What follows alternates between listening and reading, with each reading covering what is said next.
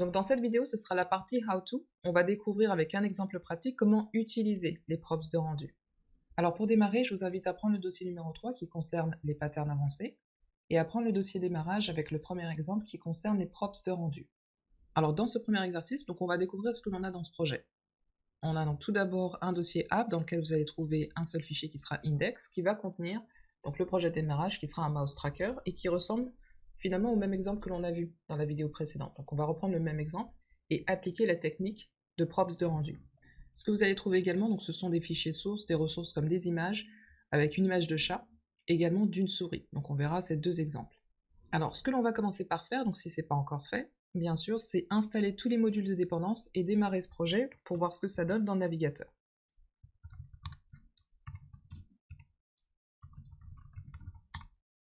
Voilà, donc une fois que c'est fait et que tout est installé, on va regarder un instant donc, ce qui se passe dans cette classe. On va regarder plus en détail avant de lancer cette application. Et donc ce que l'on va faire ligne 31, c'est tout d'abord afficher ce mouse tracker. On va aller voir ce qui se passe dans ce mouse tracker et donc l'utilité de celui-ci sera d'afficher donc ce message où l'on pourra lire donc le mouvement actuel, donc la position actuelle de la souris, c'est-à-dire avec this props X et this props Y. On va donc lui transmettre des props à ce mouse tracker. On va regarder ce qui se passe dans le board puisque c'est là que sera encapsulée la logique de suivre la souris. On a donc effectivement cette fonction qui est handle mouse move qui va être déclenchée. Donc on a rajouté un écouteur dans cette div.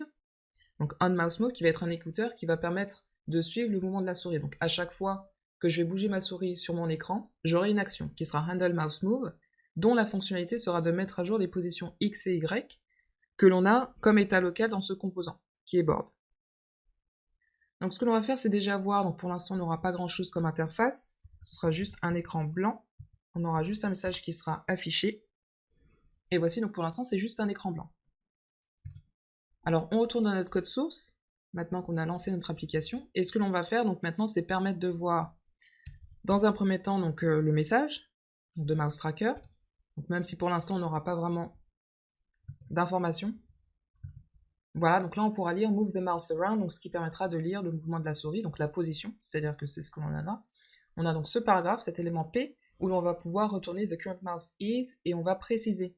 Donc avec les props, on va devoir donc lui transmettre des props, on va vérifier comment ça se passe, donc on a this props X et this props Y.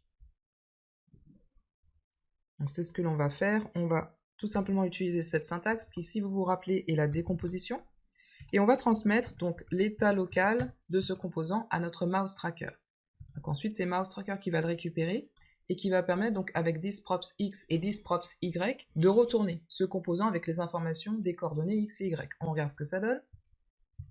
Voilà, donc là cette fois-ci, donc lorsque je bouge ma souris, vous voyez que grâce à cet écouteur qui est on mouse move, c'est mis à jour à chaque fois que je bouge ma souris sur mon écran. Très bien, donc là c'est déjà un début. Donc on va faire bien plus que ça.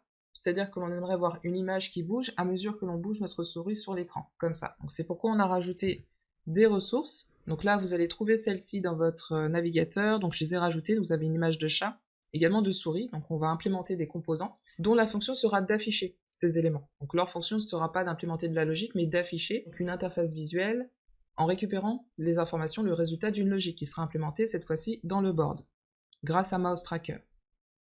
Et ici, ce qu'on va faire avec this props render, c'est retourner une fonction. C'est-à-dire que l'on va utiliser le props de render qui va renvoyer une fonction dont l'objectif sera de renvoyer un élément qui sera notre mouse ou alors notre cat. Donc on va commencer par implémenter ces composants qui vont servir à afficher les images respectivement du chat et de la souris. Et donc je vais commencer par la souris. Vous voyez qu'on importe ligne 2 et 3 des ressources donc qui correspondent aux images que l'on a rajoutées à notre projet. Donc ça va être tout d'abord mouse,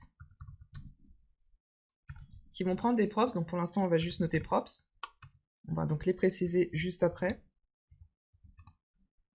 et donc cette fonction va nous retourner un élément qui sera une image, donc on aura un src, on va préciser le mouse, comme on l'a importé, donc on aura accès à cette image, on va mettre le width, c'est-à-dire donc pour la taille je souhaite avoir du 200, donc juste pour le width, on va rester comme ça, ensuite on va rajouter du style pour cet élément, donc on souhaite que ce soit position absolue.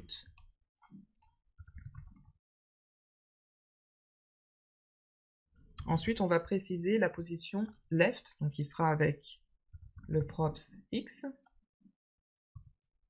Donc ce que je vais faire d'ailleurs, donc on va le faire tout de suite, non, on va le laisser comme ça, props X, et ensuite on va pouvoir le décomposer pour avoir accès directement à X et Y, mais on va le faire juste après. Ensuite, on aura également l'information de l'élément top, c'est-à-dire qu'on va indiquer la position absolue au niveau, donc sur l'ordonnée, donc l'axe de l'ordonnée, et donc ce sera avec props Y. Voilà. Alors, on va implémenter notre props de rendu, donc là j'ai juste, par contre, ce qui me manque, c'est une balise auto-fermante, donc on va devoir rajouter ça. Voilà, donc c'est bon.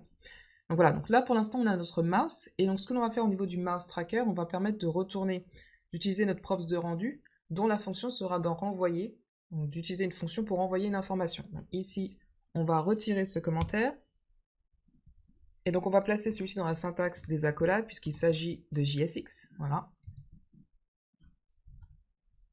Et donc cette fonction, on va lui faire retourner thisProps. Donc ce que l'on a déjà fait, c'est thisState, c'est-à-dire que l'on peut récupérer thisProps X et thisProps Y. Voilà, donc ça a déjà été fait line35, et donc là on peut donc récupérer celui-ci pour les retourner. Et donc ce qui va donc se passer ici, c'est qu'au lieu d'avoir donc uniquement ici thisStates, ce que je souhaite donc c'est retourner, donc utiliser mon props de rendu avec render, que l'on a fait au-dessus, et retourner l'information qui correspond à position. Donc la position, c'est-à-dire que c'est moi j'ai récupéré le thisProps, que je passe à mouse tracker, et donc je le retourne pour cette fois-ci transmettre l'information à mon élément qui sert à afficher. Donc je vais faire return. Et là, donc je vais retourner mon élément qui correspond à ma souris, auquel je vais transmettre donc mon information de position. On va voir comment ça fonctionne. Donc là, ce sera position. Voici. Voyons comment ça fonctionne. Voilà, donc là on peut voir notre souris, on a rajouté donc cette image de Mickey Mouse, et donc qui bouge à mesure que je bouge mon curseur. Très bien. Alors on pourrait très bien faire la même chose avec Cat, c'est-à-dire que ce que l'on a vu dans notre exemple précédent, donc avec la documentation officielle de React, on a pu voir qu'il est possible donc de partager du code à plusieurs composants, et c'est justement ce que l'on va faire. Donc là on a créé un premier composant qui représente la souris. Comment est-ce que je vais pouvoir faire donc si je souhaite appliquer exactement le même comportement, la même logique à un autre composant, qui lui sera d'afficher une image de chat. On va voir ça tout de suite. Donc j'ai un autre élément que j'importe ici, qui est une image de chat, donc je vais rajouter un nouveau composant, qui lui va s'appeler cat. Et donc là, ce que l'on va faire cette fois-ci, on va déstructurer les props que l'on va récupérer. C'est-à-dire que vous pouvez faire comme ça, donc utiliser cette syntaxe qui va permettre de décomposer. C'est le même terme, hein, décomposition ou alors déstructurer. Et donc on va récupérer, donc on va un X ici, on va donc récupérer les valeurs, donc les objets plutôt, donc les propriétés qui font partie de cet objet qui est props. Voilà. Et donc là, ce sera exactement la même implémentation. Donc d'ailleurs, je vais utiliser la même syntaxe. Donc ce sera le même élément qui est une image. On va simplement changer donc la source de cette image, qui cette fois-ci sera 4 que j'importe également ligne 3. Et donc on aura les mêmes propriétés. Donc ce sera de largeur 200, position absolue. Et donc le comportement, c'est-à-dire que la position de ce composant chat, qui va afficher une image de chat, va évoluer en fonction que je bougerai mon curseur. Ce sera exactement le même comportement. Donc là, on va remplacer mouse avec cat. Voilà. Donc cette fois-ci, ce que l'on va faire, c'est de pouvoir appliquer exactement le même comportement que pour la souris, mais cette fois-ci pour l'image de chat. Donc on va aller voir ce que ça donne. Props is not defined. Donc là, je vais devoir corriger par contre, puisque justement, on avait dit qu'on déstructurait. Donc là, je vais remplacer ici, retirer props. Je vais avoir accès directement à X et Y. On va corriger ça et de nouveau voir le résultat. Et voici, donc là, cette fois-ci, donc j'ai le même comportement, donc j'ai cette fois-ci une image de chat, donc c'est juste mon visuel qui a été modifié. Donc là, ce que l'on aimerait, c'est avoir quelque chose d'un petit peu plus complexe. C'est quand même un cours avancé, donc on va aller un petit peu plus loin. Et donc on pourra imaginer une scène de poursuite entre un chat et une souris. Donc on utiliserait exactement la même logique, on va encapsuler le comportement dans un composant, un seul composant, et on va inclure dans ce composant donc un props de rendu qui va retourner une fonction et qui va transmettre ensuite l'information qui sera rendue par cette fonction à des composants dont la fonction sera d'afficher quelque chose. Et donc l'utilité ici, donc dans cet exemple, c'est de pouvoir voir comment est-ce qu'on peut réutiliser du code et surtout de partager du code entre composants.